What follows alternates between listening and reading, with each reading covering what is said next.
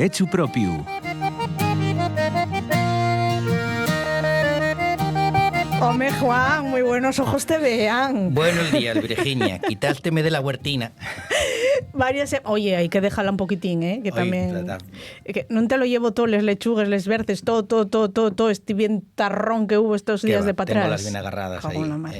Oye, varias semanas seminales tuyos, sabes que nos gusta muchísimo tenerte con nosotros. Y a mí también. Cuéntanos, ¿de qué vamos a hablar hoy? Pues mira, habíamos acabado con la parcería y hay una figura muy guapa que nos dará tiempo a ver hoy y quizá podamos empezar con otra muy, muy importante. La que vamos a ver hoy es el bistechu. Pues empieza. Bistechu, o tiene otras formas de... El pingueiru también lo llaman en algunos sitios. Sí. Entonces, ¿qué es ese espacio que va entre el final del alerón y en línea recta hacia abajo? O sea, tú nos imaginamos... Pero eso no llena, ¿qué es? ¿Son 50 centímetros? 50-60 centímetros, exacto. Sí. Pero eso tiene mucha importancia. Anda. Claro, tiene mucha importancia en primer lugar porque es propiedad privada del dueño de la casa.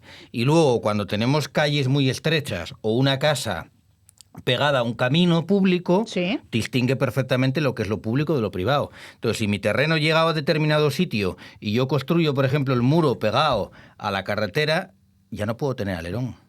Y lo que tengo que hacer es retranquear. Por eso vemos muchas casas que está el alerón igual al límite del espacio público y la pared retranqueada. O sea, el bistechu, esa medida servía para saber, oye, yo cuánto espacio quiero aprovechar hasta el camino público, hasta la finca del vecino o hasta el máximo que me permite la ordenación urbanística porque tengo que separar unos metros. Entonces, ese espacio de 50-60 centímetros tiene mucha importancia. Y luego es un espacio privado donde muchas veces que vemos ocupándolo tiestos. Tú fíjate, muchas casas de los pueblos, la pared, el tejado, el alero, el bistechu que baja en línea recta. El bistechu, imagínate que llueve, baja y cae el agua. Sí. Pues esa cortina de agua y la pared, este espacio es el bistechu. Y si te plantan una acera al ayuntamiento, o plántate una acera... Claro, pues ahí está, tienes que decir, oiga, si yo he hecho bien la casa en el sitio que es correspondiente mío, ojo, la acera no puede entrar dentro del bistechu mío, porque es el territorio mío. No, oye, pero tenéis aquí la pared. Y digo, no es la pared, el bistechu. Paralelo hacia abajo. Por eso el retranqueo importante, y tiene su... Y luego en pueblos estrechos, en los que las calles son muy estrechucas, y lo que sea, pues lo mismo, tenemos los alerones, igual tú el ancho de la calle es así, pero los alerones salen. Pues la propiedad privada, es decir, el camino es lo del medio. Lo que baja del techo es propiedad mía. Entonces pongo el tiesto, apoyo el apeo, el apero. Y no te pueden decir nada. O saco un banquín y allí estoy yo. Y es lo mío, y no me pueden decir nada. Entonces esa figura que no tiene más complicación que esto, luego se prolonga con la antojana o la antosiana que habíamos visto. Está el bistechu y del bistechu hacia adelante, si tengo antosiana. Y entonces, yo sin poner un felpudo. Y tú sin poner felpudo, claro. No, porque me pasaba una acera... Claro. Y yo pensaba que era propiedad del ayuntamiento, pues y que no me dejaban poner el felpudo. Dices, oye, y mira que lo tenía yo estrechín. También es cierto que tienes que ver si no construiste la casa al límite y lo que está haciendo tu bistecho o tu alerón está ocupando espacio público, que eso puede pasar. Que eso pasa, por ejemplo... la casa ya de los 50. Bueno, aquí no había ley casi de aquel momento. Entonces, pero tú fíjate, en una finca de dos vecinos...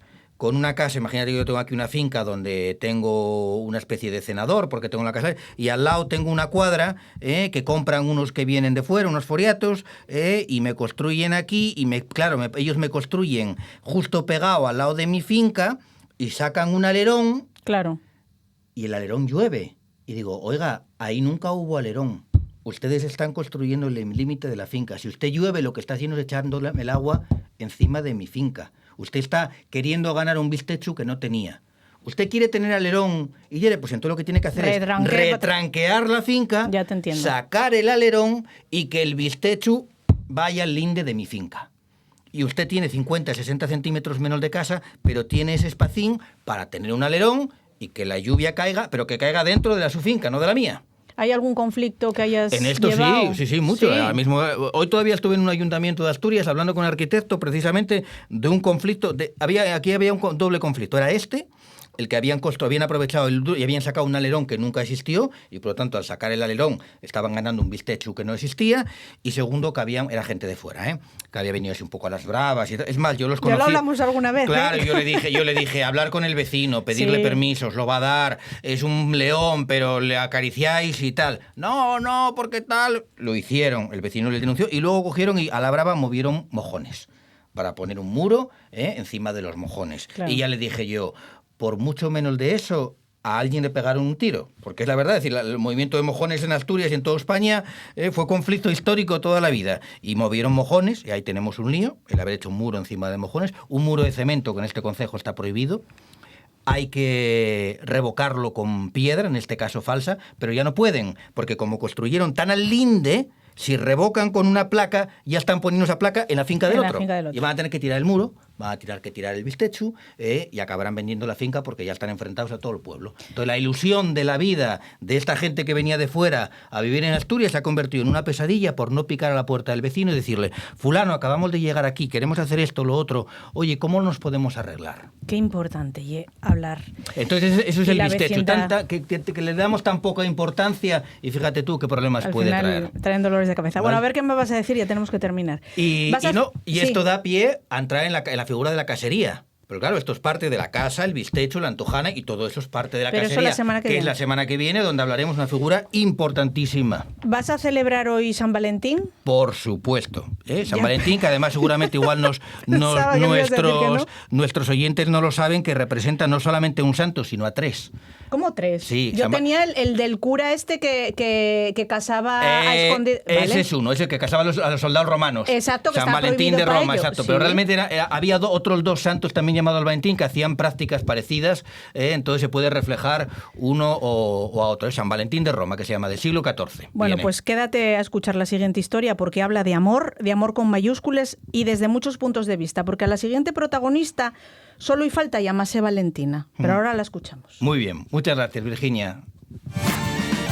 En RPA, de Campo y Mar.